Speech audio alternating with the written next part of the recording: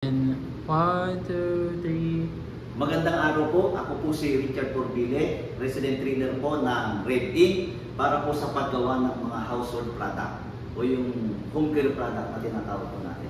So ngayong araw, ituturo po natin ang paggawa ng dishwashing liquid. Actually, lahat po ituturo natin: dishwashing, detergent, Clorox, Pag-on, car shampoo, pet shampoo, liquid hand soap, ultimong toilet bowl cleaner at bleach ay ituturo po natin. Libre po ito, so wala pong bayad. Pero paano po kayo makakabili o makakabili ng mga materyales o produkto ng paggawa ng sabon? So ito po, pagka ikaw ay member, 650 pesos. Pero pag hindi ka member, 850 hanggang 950 pesos pag hindi member. Ang tanong, paano maka-discount o paano kayo makakabili ng mas mababa o mas mura? Kailangan po ikaw po ay member ng Red Ink. So, paano po mag-member? So, pwede ka po magsimula dito sa dishwashing liquid. Magkano po? So, pwede, may package po kami na tinatawag na RRP. So, 2,498. Ano po ang kapalit ng 2,498 mo? So, una po, meron ka na po kaagad produkto. Ito na po yun. So, ang kayang gawin po ng isang negosyo box natin ay 80 bottles po na ganito. So, size po siya ng, tinatawag mo yung mga kilala nating branded, kasi-size po siya ng Joy. Ayan. So, ilang bote ang kayang gawin ng isang box natin na negosyo box? Para po sa inyong kalaman ay 80 bottles po ganito. Okay? So, ito po, isulat po natin kasi kailangan kapag ka magninegosyo ka, alam mo yung puhunan, alam mo yung kikitain. So, ilang bote ang kayang gawin ng produkto na ibibigay sa'yo? So, kung sa ganito, ang kaya po niyang gawin ay 80 bottles. Ang kalaban po, tatatandaan ninyo, o yung nabibiling branded sa labas, like Joy, PC Collection, or Action, or Smart, nagkakahalaga po sila ng 89 pesos. Ang PC is 99 pesos. Ang Action po ay pumapatak ng almost 79 pesos. Sa atin, kung ikaw gagawa, almost pareho lang po ang quality, mabibili lang po siya ng 35 pesos. Pero depende po sa inyo kasi pwede kayong mag-rebrand o sarili po ninyong pangalan. Okay po? So, ayan. So, ito, kung ibenta mo siya ng 35 pesos times 80 bottles, ang ROI po niya ay 2,800. So, magkano po nilabas ninyo o starting capital? 2,498. So, kung ibenta mo ng 35 times 80 to 8. So, bawi o bawing-bawi? So, sa una, bawing-bawi. Okay po. Dito tayo sa number 2. Ayan. Paano pag repeat purchase? So, meron tayong tinatawag na discount lang. So, pag member ka na ng Red Ink, so meron ka na pong discount. Mabibili mo na lang po ito ng 650 pesos. Ang tanong, ilang bote ang kayang gawin po niyan? So, kung ibenta mo po ng 35 ulit times 80, 2,800 pa din. Pero magkano na lang ang puhunan? 650 pesos. So, yun po yung sinasabi ko sa inyo kanina, paano makaka-discount. So, kailangan ikaw po ay member ng Red Ink. Paano mag-member? Ulitin ko po, 2,498. O yung tinatawag natin RRP. Okay po? So, sa number 3, meron tayong tinatawag na big kit. Ito po ay small kit. So, meron po tayong ilalabas na big kit. Yung dishwashing natin, pag ikaw member, mabibili mo lang po yun ng 2,800. Okay po? Pero pag hindi ka member, 3,500. Ang tanong, yung big kit natin, so ganito po yun, isipin nyo na lang po, malaking ganito. Okay? Ilang bote ang kayang gawin nun pag nilagay sa ganito? 700 bottles po. Okay? So, 700 bottles, syempre, wholesaler ka na. Bakit? Kasi si Red Ink, sinabayan niya yung presyo ng palengke. Hindi po tayo overprice. Syempre, pag volume na o isang drum na, halimbawa, ang gagawin mo ay big kit, isang drum na po yun, kung ibenta mo ng 25 pesos times 700, ang ROI po nun is 17,500. Okay po? Bakit? Kasi 25 pesos. Bakit 25 pesos? Kasi wholesaler ka na. Ibig sabihin, pwede ka nang magbagsak sa palengke. Or pwede ka mag-create ng sarili mo reseller. Eh baka itanong ninyo, paano yung pangalan? So pwede kayong pumunta sa tinatawag na o pinakamalapit na negosyo center sa inyong municipality. Mag-register kayo ng sarili nyong pangalan o yung tinatawag na BMBE o Barangay Micro Business Enterprise. Sarili nyo ng pangalan. Okay po? So, kung i-compute po natin yan, 25 times 7 o 700, 17,500. Paano ngayon mag-costing? Diba? So, kung 2.8, para mas maliwanag, 2.8, i-divide mo po siya sa 700, pumapatak, ang puhunan po nito, yung isang bote nito ay 4 pesos. Okay po? I-plus mo yung bote, sabihin natin ang bote ay 10 pesos, pumapatak, ang puhunan po ninyo ay 15 pesos per bottle.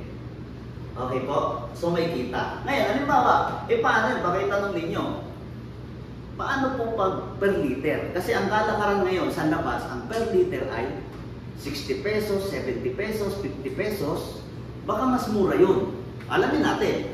Ulit po, kung hahaluin po ninyo, big kit o 2.8, para alam po ninyo. I-divide mo po siya ngayon kasi ang kayang gawin ng isang big kit natin ay 170 liters. So sa 170 liters, kung i-divide mo po siya o 117, pumapatak, ang puhunan po natin ay 15 pesos ang isang litro. Okay po? So, ang laki ng kita. I-plus mo yung bote, sabihin natin ang bote ay 5 pesos, pumapatak, 20 pesos lang ang costing natin per liter. Okay po? So, mas mababa pa rin tayo sa palengke. Bakit mas mababa tayo sa palengke? Bakit? Kasi pwede po kayong mag-supply sa palengke. Okay po? O ngayon, dito sa number 3, kasama sa binayaran, yung 2 na LA o yung tinatawag nating training. Sa training natin, ituturo po sa inyo yung paggawa ng yung paggawa ng dishwashing. Number 2, yung paggawa ng fabric conditioner o yung popcorn. Number 3, ituturo po sa inyo yung paggawa ng liquid detergent. Number 4, ituturo po sa inyo yung paggawa ng tar shampoo. Tapos yung paggawa ng pet shampoo. Ayun. Sa pet shampoo natin, with Madre Cacao. Yung car shampoo natin, with Carnauba Wax. Okay po? Tapos ituturo din natin yung TBC o yung toilet bowl cleaner. Okay po? Tapos ituturo din sa inyo yung bleach. Sa labas, pagka nag-aral ka ng paggawa ng household product, 3,500 kung hindi ako nagkakamali. Merong libre sa TESDA. Kaya lang ganun din, 3 months mong pag-aaralan, mamamasahe ka pa. Pero dito sa red, sa loob ng 1 oras, o wala pang 1 oras, marunong ka nang gumawa ng sabon, may negosyo ka pa. Sa napakaliit na puhunan, 2,498, may negosyo ka na. Okay po? So, ayan. Ang tanong, bakit kaya ibigay ni Red yung pinakamurang presyo, pinakamurang halaga? O, para po sa inyong kaalaman, from factory, alam po natin kung magkano ang presyo ni branded. Okay po? Pag sa factory mo ito binili, pumapalo po siya ng 15 pesos. Kaya lang, magtataka kayo, bakit pag binili natin sa tindahan o sa sari-sari store o sa grocery, bakit mataas na? O dahil dito sa tinatawag na channel of distribution. Sino yung unang pagdadaanan? Wholesaler. Si wholesaler, para kumita, ang gagawin po niyan, mamumursyento. Okay po? Pagkatapos, sino naman ang hahanapin ni wholesaler? Yung tinatawag natin distributor o yung mga ahente. So para kumita din yan, ano pong gagawin yan? Mamumursyento din po yan. Okay po? Si distributor ngayon, sino mahanapin? Yung tinatawag natin retailer. Tanong, sino si retailer? Yan. SMD, Sana Pure Food Palengke, Grocery, Sari-Sari Store. Ang tawag sa mga yan, retailer. So para kumita yan, ang gagawin din po niya ay mamumusyente yan.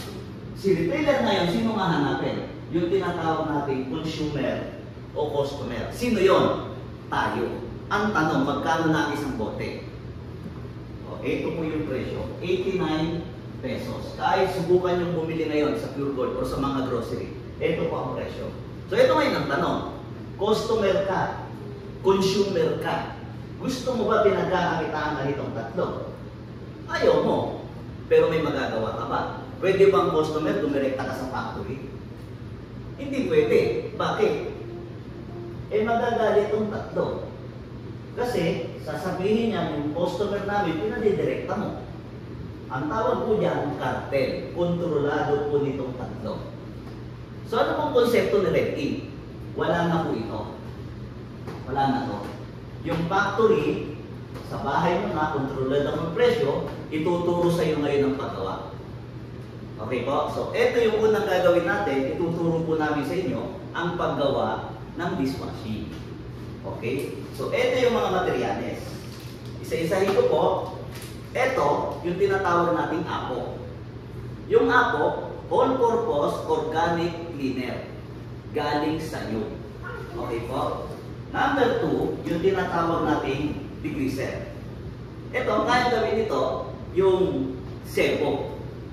Kaya yung tanggalin kahit yung sebo na nasa plastic o yung nasa baon ng bata. Pag hindi kasi naalis yun, madaling mapanis. O yung kaldero natin, yung luto natin, pag hindi yun ang ginamit o hindi ito yung ginamit natin panghugas, agad-agad mapapanisan tayo. Pero pag ito ginamit natin, hindi na. Okay po. Tapos meron tayong combuster o pampabula. Okay? Actually, wala namang gamit ang bula.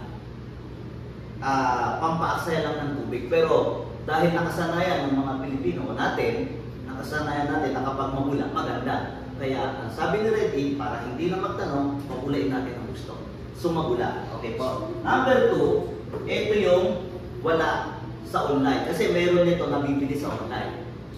Sa online kasi almost 5 ingredients lang. Sa atin po almost 10 to 11 ingredients. Ito yung pangatlo, moisturizer. Okay po. So with moisturizer yun sa atin. Sunod po, meron tayong scent. Okay po. Tapos meron tayong antibac. Tandaan po ninyo, yung sa nabibili sa labas, walang antibac. So ito yung sa atin, with antibac. Kaya kung meron kayong mga customer na kantin, kahit hindi niya napakuluan yung kutsara, dahil sa antibac, okay na. Okay po. Tapos meron tayong preservative. Para hindi amakin o hindi siya masira. Yung produkto po natin, tatagal po siya hanggang 1 taon. Kung ang tubig na gagamitin nyo, purified hanggang 1 taon. Pero kung tubig sa gripo, yung nawasa, tatagal po siya ng 6 months pataas. Okay po? Actually, wala siyang expiration. Kaya lang, requirements po siya ng DTI na kailangan ilagay natin yung tinatawag natin first in, first out. Ilalagay nyo lang, best before. Parang ganon. So, pwede mo nang ilagyan ng pecha, basta ilagay mo lang yan. Okay po? Or 1 year. Halimbawa, 2005, may expired siya, next year, 2006. Okay po? Ayan. Tapos, meron tayong pumer. Ito naman yung pampatibay ng bula. Kasi minsan pwedeng laruin ng bata, pag hinihipan, mabula. Okay po? Tapos meron din tayong colorant. Okay? Kung green, kalamansi. Kung yellow, yung tinatawag nating lemon. So meron tayong blue, yung antibac. Okay? Ayan. Tapos, ito yung pinakahuli na ilalagay. Yung sodium chloride o yung acid. Ito na rin yung preservative natin para hindi siya amakin. Okay po? Tatandaan nyo sa paggawa ng dishwashing para hindi na kayo malito, tandaan nyo lang yung unang ilalagay. Kahit magkabalik-baliktad na yan, tandaan mo lang yung una at huli. Ang pinakahuli yung acid. Okay po? So ito na po yun. Makinig po kayo mabuti. Hindi na rin kayo mahirapan kasi ang sabi ni Red Ink, lagyan na natin ng instruction. So yung instruction nasa box. So hindi na kayo mahirapan. Bakit? Andito na po. Tapos may video pa. Okay? So ito na po yung unang ilalagay. Yung apo. Ayan. Ito, kung gagawa kayo, hanggang maaari, banding yung mag-asawa. Kasi ang sabi ni Red Ink, kailangan mayroong banding yung mag-asawa. Kasi kung walang banding, hindi masyadong matibay. Ngayon, ito na yung magiging banding nyo paggawa ng sabon. Okay? So, ito yung gagamitin nyo. Ito yung unang ilalagay, yung apo. Yan. Yan. So, ito yung wild whisk. Okay? Yan. Ang tubig po natin gagamitin ay 17 liters na tubig. Kung alam po ninyo yung tubig sa dispenser, bawasan nyo lang ng isang tabo, okay na po yun.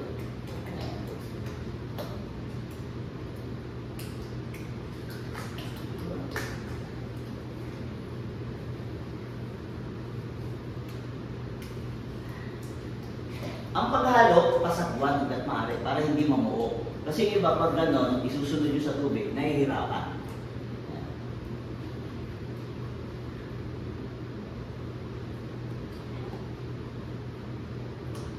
Ang sunod po ay yung degreaser.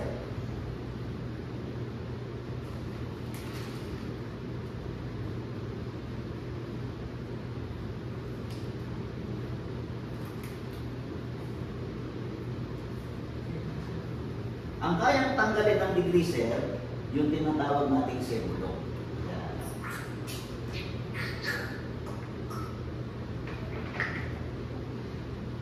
Tapos isunod nyo na kaagad yung combustor. Yan.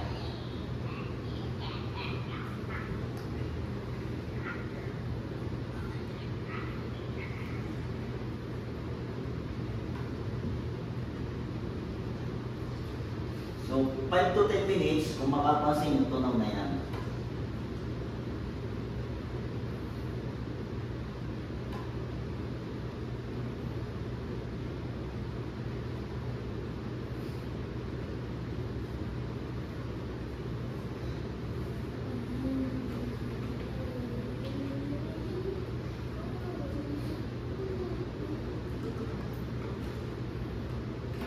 Next po yung anti-pop.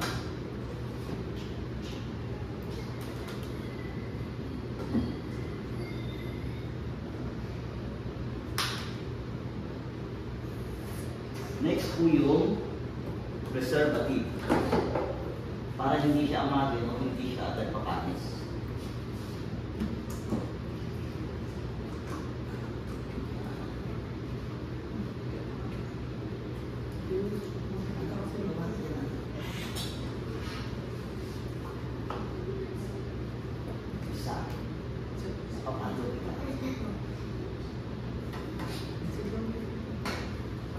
Sunod po ay yung tinatawag nating humer. Ayan. Ito yan.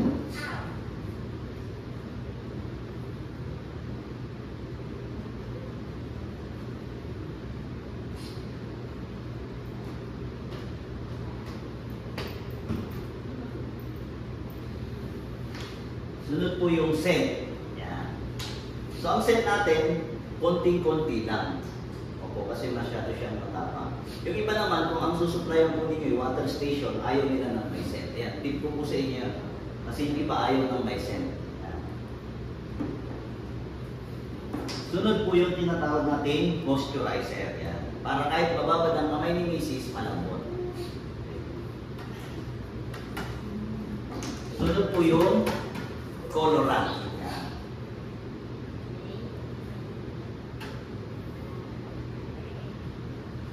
So ito, kulay green kung makapansin nyo. Tapos ang pinakahuli yung sodium chloride, yung acid. Yan.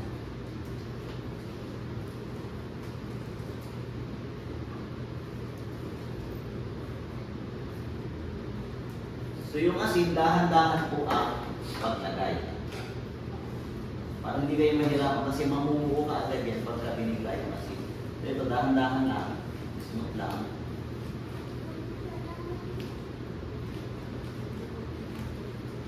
Yan na rin yung magpapalako.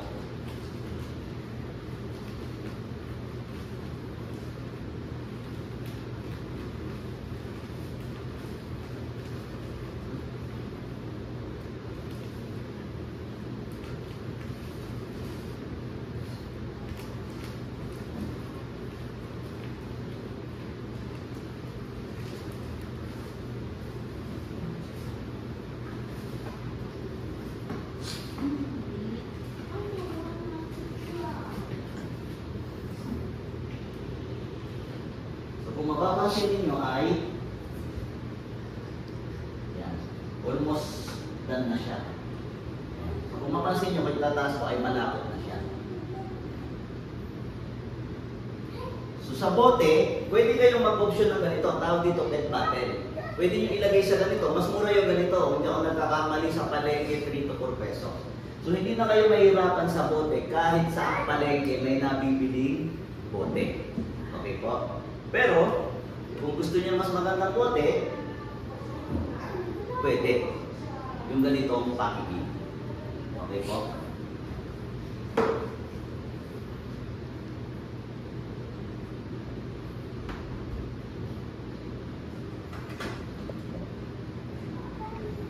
Kung gusto niyo mag-rebrand, pwede dito. Ngayon po, na marunong na po kayong gumawa ng sabon o ng dishwashing, sa mga susunod po, ituturo naman natin paggawa ng popcorn, liquid detergent, toilet bowl cleaner, bleach. Ituturo po natin yan. So, pwede na po kayong magsimula sa halagang 2,498. May negosyo ka na. So, balik po yung ROI mo. Tapos, pag repeat purchase mo ay 650 na lang. Sabihin natin, pwede kayong magtayo ng tinatawag na sabon and refilling station. Pwede kayong mag-rebrand sa sarili nyong pangalan. So, yun. Kung may iba pa po kayong mga katanungan, makipag-coordinate lang po kayo sa mga distributor ng Red Ink o kung saan may pinakamalapit na branch ng Red Ink. So, happy selling! Sama-sama po tayo dito sa Red Ink.